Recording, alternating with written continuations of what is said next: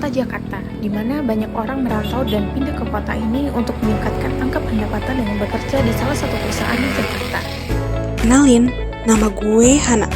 Gue seorang auditor salah satu perusahaan di Jakarta.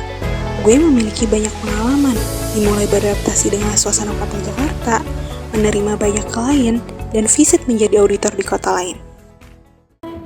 Halo, yuhu. Hai, lo hari ini belum pulang ya? Belum nih. Banyak kerjaan ya? Iya, gue habis shift malam. Wah, hari ini gue semangat banget nih. Kenapa tuh? Cerita dong. Gue butuh afirmasi positif nih. Soalnya capek banget kan gue habis shift malam. Wah, semangat deh. Gue beda banget sama gue nih, gue lagi semangat banget. Soalnya gue dapet klien dari US. Wah, serius loh?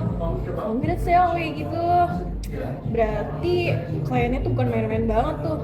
Dan menurut gue ya, berarti minusnya lo tuh harus kerja lebih semangat lagi.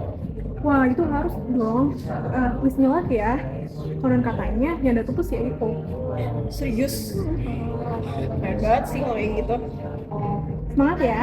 Ya, oke deh, gue nanti next lo harus cerita lagi sih ke gue. Gue pulang dulu ya, soalnya udah dari malam kan gue. Ya, gue duluan ya. Oke, thanks. Hati-hati.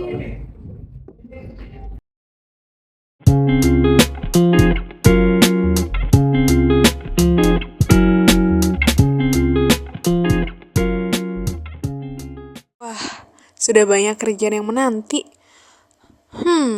Mending gue selesain dulu sebelum nih kerjaan tambah numpuk.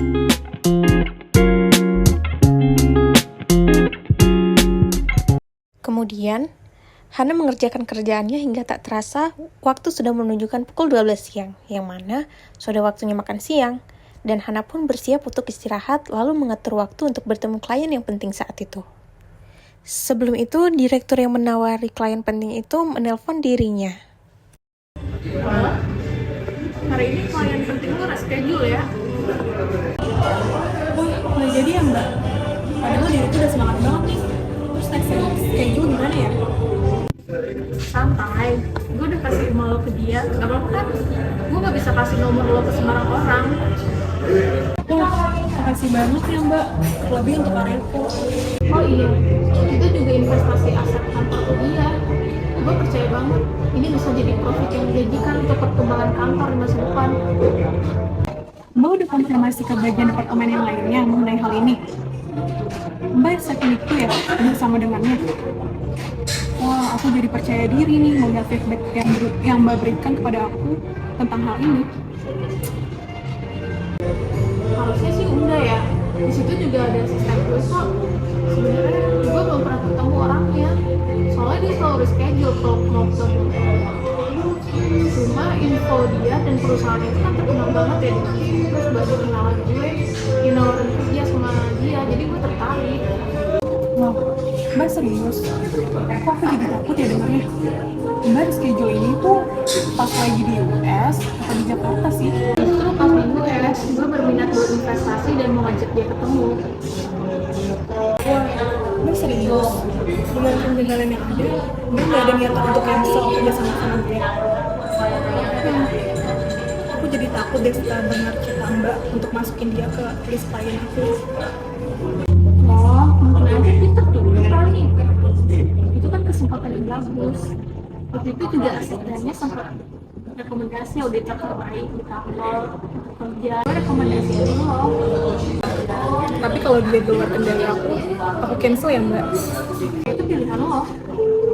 Setelah berbincang bersama direktur tentang reschedule kerjasama, Hana makan sejenak dan lalu bekerja kembali. Tak terasa sudah larut malam dan Hana pun masih bekerja, hingga tiba-tiba notif masuk melalui email yang ternyata berasal dari pengirim luar. Yaps, betul. Email tersebut berasal dari klien yang ingin bekerja sama, dan isinya berupa ajakan untuk bekerja sama. Sudah dibalas, cepat juga ya. Lalu Hana mencoba membuka link tersebut dan membaca dengan perlahan.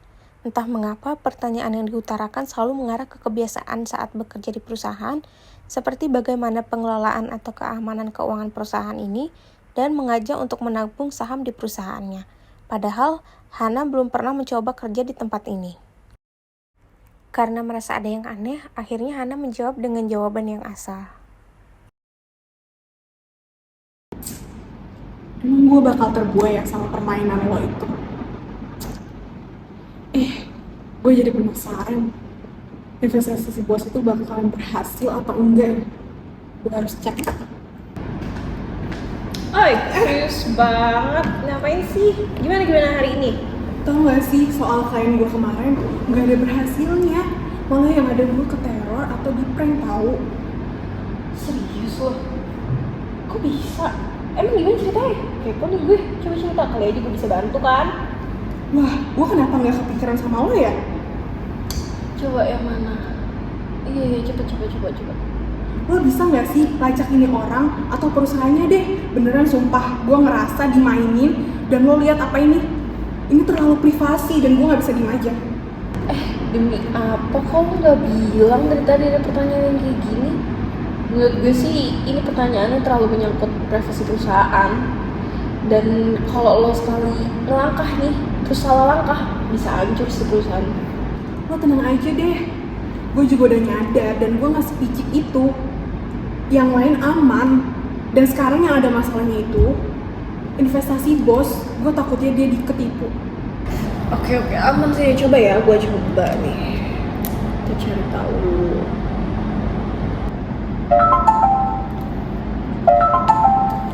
Ada apa nih? Tumben rame banget bro. Beritanya udah kesebar. Nih, ada kerugian investasi bodong capai ratusan triliun. Nih. Lo lihat beritanya. Wow. Gila, gak bisa. Gue harus cek. Karena hal tersebut, akhirnya Hana pun mengecek data keuangan perusahaan tersebut. Gimana kita bisa kena tipu ya? Salah langkah, kita rugi nih. Lalu gimana langkah selanjutnya? Kita di sini keadaannya sama mbak, hampir sama tertipu. Dan soal investasi yang itu, para auditor sedang mencoba untuk mengurusnya. Dan dia sedang mengekskripsi data keuangan. Mungkin salah satunya bisa terselamatkan, ataupun yang salah satunya lagi juga nggak bisa terselamatkan. Intinya kita sedang mencoba yang terbaik untuk keuangan perusahaan ini. Saya benar-benar minta maaf. Tolong lakukan yang terbaik ya, dan blokir semua website mengenai reputasi perusahaan. Dan saya juga udah minta lapor kasus ini ke pihak berwajib. Lain kali Mbak harus hati-hati. Ini masalah keuangan yang tidak bisa digampangkan begitu saja. Aku di sini nggak menyalahkan Mbak, karena aku salah satu korban yang hampir tertipu. Benar tuh Mbak, menurut saya juga sebaiknya kita tuh harus segera memberikan arahan kepada semua karyawan, baik departemen keuangan, terus analisis data, tim IT juga, dan yang lainnya juga sih.